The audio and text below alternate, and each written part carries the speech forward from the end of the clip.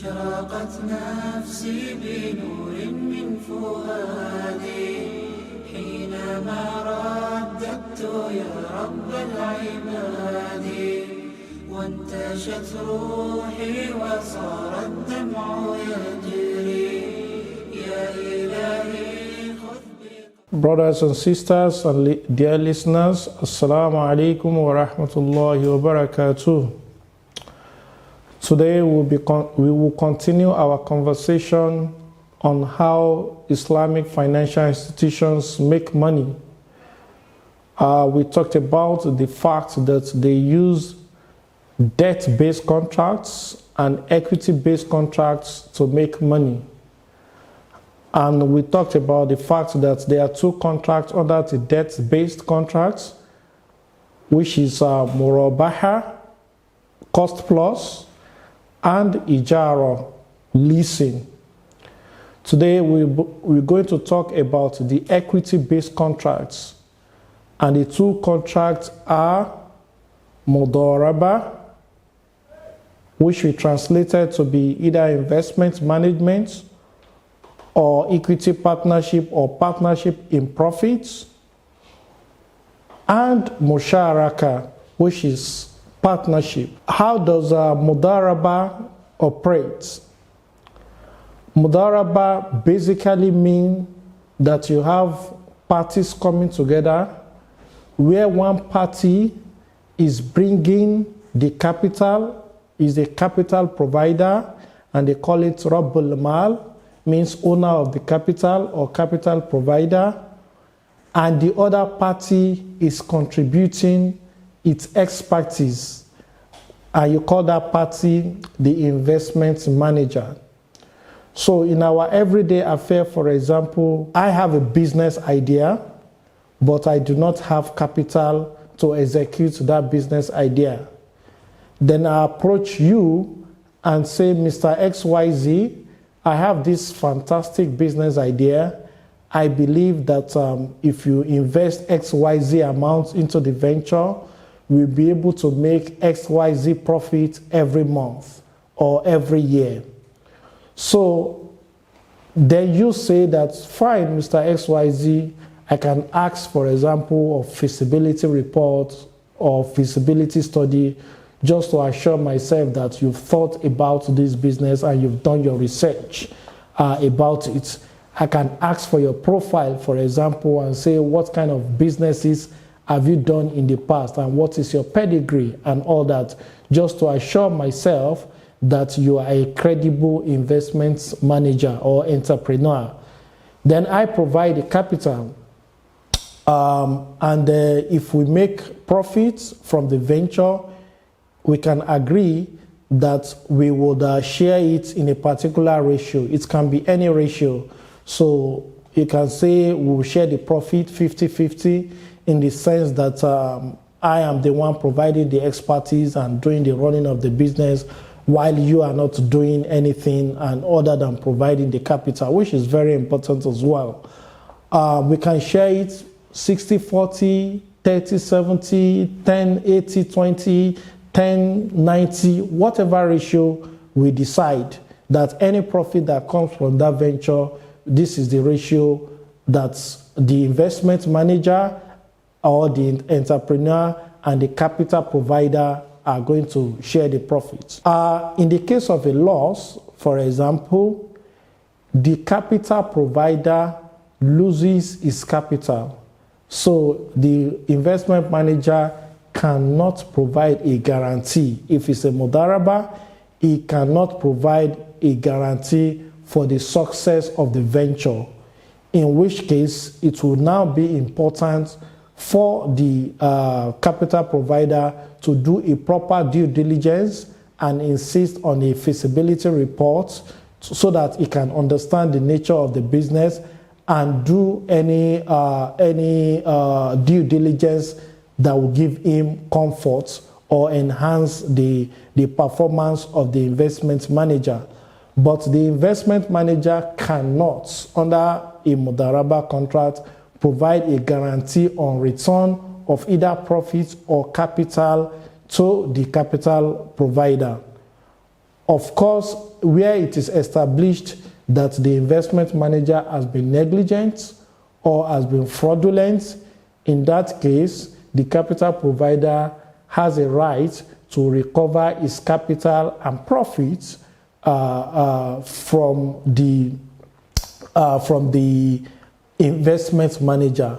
But as a principle, once it is established that the investment manager undertook the adequate care and skill in the management of the business or in the management of the capital, it cannot be held liable for the loss accruing from the business, which is one of the significant ways that Islamic finance is different from conventional financing. Again, under a Modoraba contract, we mentioned that the profit ratio can be agreed at any ratio, and also if there is a loss, the capital provider bears the loss while the investment manager will just lose its compensation. It doesn't have to contribute anything. We also mentioned that there can be no guarantee for success of the venture. And also the investment manager will only be liable in case of fraud and negligence. Modoraba contract is usually used by asset management company. That is the kind of contract they enter into in order to manage the investment of their clients. So they ask people to bring money and they use that money to invest in different ventures. Maybe they can invest in sukuk, they can invest in asset-backed financing instruments, and whatever profits, they share it in accordance to the agreed ratio. The other type of equity-based contracts is a musharaka, which is partnership. So under this, each partner contributes something, put something on the table and say, let's say we want to start a leasing company and the share capital that we require is 100 million. So we require each of the shareholder to, let's say we've approached 10 shareholders. We require each of the shareholders to contribute 30 million naira each, and it can be different amount. It doesn't have to be equal. It can be varying amount. So the money contributed is pooled together by the under the joint venture or joint arrangement or under the company, and it is used to invest in that venture. And whatever profits derives from it, it is shared according to agreed ratio. Here, under this partnership, it is according to the agreed ratio that profit is shared and not according to the contribution or the capital contribution of each partner. Is according to the agreed ratio. But in the case of a loss will be distributed among the partners in accordance with their contribution. So someone that has contributed 10 million naira, it means that its maximum loss in the business will be 10 million naira. So loss will be distributed equally among the partners, while profits will be shared in accordance with agreed ratio.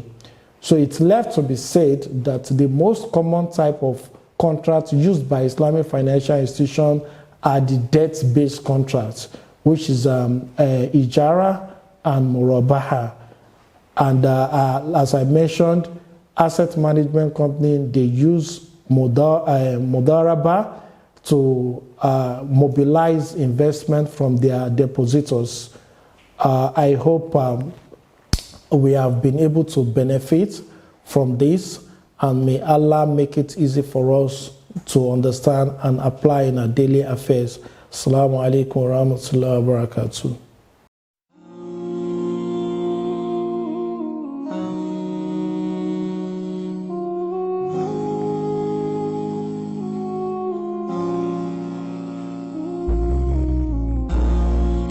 Assalamu alaikum wa rahmatullahi wa barakatuh. My name is Halima Ahmad, researcher and trainer with the Dawa Institute. On this program, Knowing the Dawa Institute, I would be introducing you to the different activities of the Institute. What does it stand for? What does it seek to achieve? And how does it carry out its activities? Do come along with me.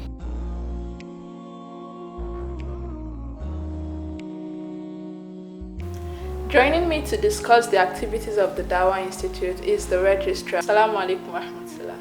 Wa alaikum assalam wa rahmatullahi wa barakatuh. When was the Dawa Institute founded and what are its missions?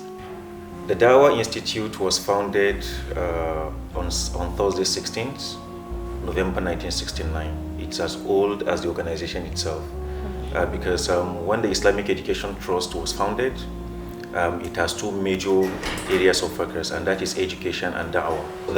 The mission of the Dawa Institute is the capacity building and empowerment of Islamic organizations and individuals involved in Dawa. So how many units does the Dawa Institute have, and what are the core functions of these various units? The Dawa Institute has 4 units: the Research and Training Unit, the Dawa Grassroots DGP, the Media Unit, and the Admin and HR. The admin and HR, of course, serves the responsibility of coordinating the entire unit to ensure that things work smoothly. So there is a synergy between the different units. Yeah. Inshallah, we'll be meeting with the heads of the various units to know more about what the individual unit does. Brothers and sisters and listeners, Assalamu alaikum wa rahmatullahi wa barakatuh. Today we'll be talking about contracts in Islamic finance or Islamic finance contracts. People always ask this question, that if interest is prohibited in Islam, then how do Islamic financial institutions make money? In discussing these contracts, we will be addressing how Islamic financial institutions make money through the instrumentality of their contracts. Basically, there are 4 nominal contracts under Islamic finance, and you could have variants of them, but generally you can speak to 4 nominal contracts. And the first, which is the most common, is Modoraba. Modoraba. It means costs plus. The second type of contract in Islamic finance or used by Islamic financial institution is Modoraba. Modoraba. And you can translate it in different forms. You can translate it as investment management or profit sharing contracts, or partnership contracts, or equity-based contracts, if you like. And we'll come to explain it further later. The third one is Musharaka. Musharaka. And that is partnership. Partnership. The fourth one is Ijaro. Ijaro means leasing. And we should be familiar with leasing. We see that every day, leasing. So I'm going to talk about each of these contracts one after the other, and I will categorize them into 2. The first category is debt-based contracts. Debt-based contracts. And the second category is equity-based contracts. The debt-based contracts are Modoraba, I explained earlier, cost plus. And the second debt-based contract is Ijaro, leasing. The second category is Musharaka, the equity-based contracts. So I talked about debt-based contracts. The second category is equity-based contracts. And the first among these equity-based contracts is Modoraba. I said it can be translated to mean investment management or profit sharing or equity-based contracts. And the second in that second category is musharaka, which I translated to mean partnership. So let's go to the debt-based contracts.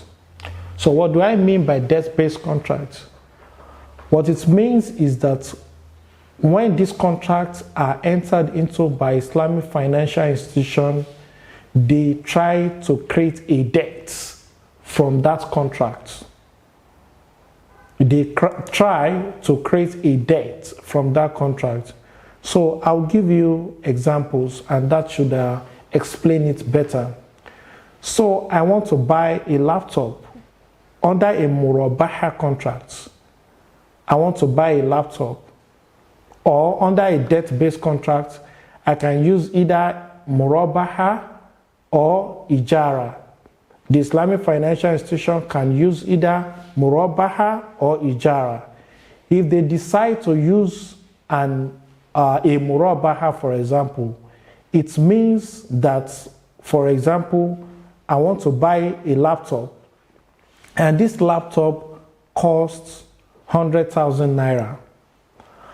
And I believe that I can pay back the 100,000 naira over a period of 6 months. And I approach an Islamic financial institution that, look, I want to buy this this laptop. Can you finance it for me? So the Islamic financial institution tells me that, okay, we will use a Modoraba contract. Remember, I said Modoraba means cost plus. So they will get an invoice for this laptop in their name, in the name of the Islamic financial institution, let's say XYZ Limited or Islamic Bank, SYZ Islamic Bank or non-interest bank, as it's called in some jurisdictions. So they get an invoice for that laptop at 100,000 naira. So they've bought it in their name. What do? Mr. Salim has come, is the customer that wants to a financing of the laptop. Then they sell as owners, as the Islamic financial institution has bought the laptop and it's the owner of the laptop now. Then it sells that laptop to Mr. Salim at 100,000 plus X. So let's say if it wants to achieve a 20% return on investment, it can say, I'm selling it to you at 120,000. So here what it means is that the cost of the laptop is known, which is 100,000, and the profit is known, which is 20,000. It's known to both the financial institution and the customer. That is why it is called a cost plus. Plus means plus X, plus markup. Everybody and both parties in the contract know what that markup is. As we've seen, that 20,000 naira markup represents the profit of that financial institution in the sale of that laptop. And you can calculate it. Maybe that 20,000 naira equals 20% or whatever percent it amounts to. So that is how Modoraba works, and it can be used for different kinds of instruments or equipment. So I've used the laptop. If you wanted to buy a vehicle, they can also use the same kind of contracts. So the Islamic financial institution gets an invoice in its name, buys the vehicle in its name, and sells it to the customer at with the cost price and a specific markup, and the customer pays over a period of time. That is a Modoraba. Another kind of contract, other debt-based contract that can be used is Ijara, which is leasing, equipment leasing. This is quite common in conventional financing, and the Islamic financial institution use that as well. So what do? The Islamic financial institution buys the assets, let's say a vehicle, right? It owns the assets at that time, and it leases it to the customer for a period of time. Let's say the facility can be repaid in 4 or 5 years. So of course, the Islamic financial institution will have done credit assessment of the facility of the client. So they will have asked you, for example, what is your give us your bank account, and so that they can understand your financial record. They can ask for your pay slip if you're a salary earner, so that they can know that your salary can sustain your payment obligation throughout the period. So all through the lease period, the Islamic financial institution own the assets, and they begin to you begin to pay rental for the use of the asset over a period of 4 years, for example. And at the end of the 4 years, the Islamic financial institution now sells the assets to you at a nominal price, and the rental that you will have paid for the 4 years will have been able to cover for the principal advanced by the Islamic financial institution and the profits that the Islamic financial institution seeks to earn from that investment. So that is how Islamic financial institution make money using debt-based contracts. Thank you for listening. I hope it's been beneficial to you. May Allah make it easy for you and I. Assalamu alaikum wa rahmatullahi wa barakatuh.